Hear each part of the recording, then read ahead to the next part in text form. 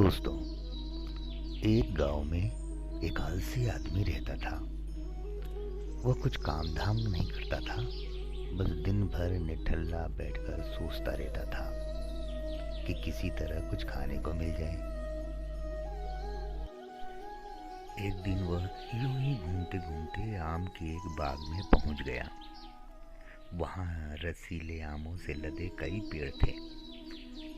रसीले आम देख उसके मुंह में पानी आ गया और आम तोड़ने वह पेड़ पर चढ़ गया। लेकिन जैसे ही वह पेड़ पर चढ़ा, बाग का मालिक वहां आ पहुंचा। बाग के मालिक को देखकर आलसी आदमी डर गया और जैसे जैसे पेड़ से उतरकर वहां से भाग खड़ा हुआ। भागते भागते वह गांव के बाहर स्थित जंगल में जा पहुंचा। वह बुरी तरीके से थक गया था, इसलिए एक पेड़ के नीचे बैठकर सुस्ताने लगा। तभी उसकी नजर एक लोमड़ी पर पड़ी। उस लोमड़ी की एक टांग टूटी हुई थी। वह लंगड़ा कर चल रही थी। लोमड़ी को देखकर आलसी आदमी सोचने लगा कि ऐसी हालत में भी इस जंगली जानवरों से भरे जंगल में ये लोमड़ी बच कैसे गई? इसका अब तक शिकार कैसे नहीं हुआ? जिज्ञासा में वह एक पेड़ पर चढ़ गया और वहां बैठकर देखने लगा कि अब इस लोमड़ी के साथ आगे क्या होगा।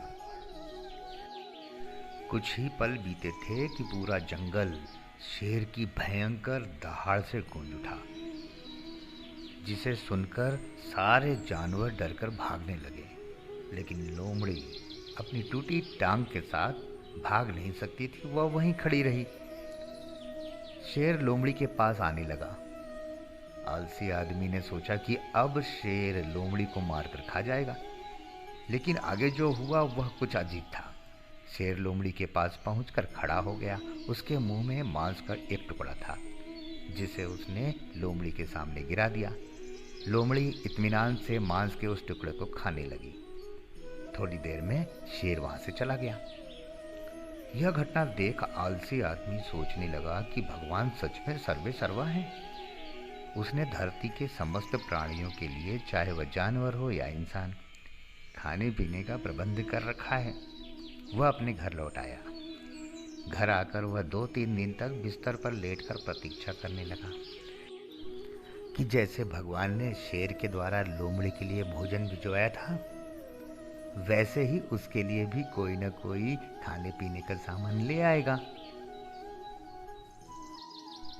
लेकिन ऐसा कुछ नहीं हुआ।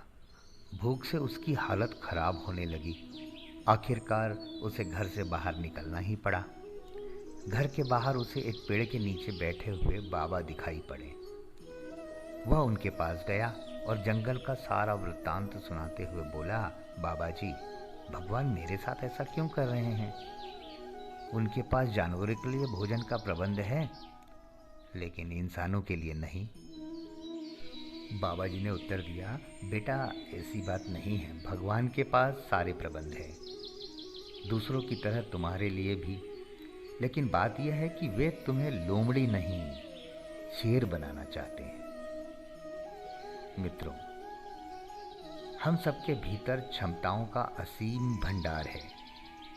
बस अपनी अज्ञानतावश हम उन्हें पहचान नहीं पाते और स्वयं को कमतर आंकते रहते हैं। दूसरों की सहायता की प्रतीक्षा करते रहते हैं। स्वयं की क्षमता पहचानिए दोस्तों।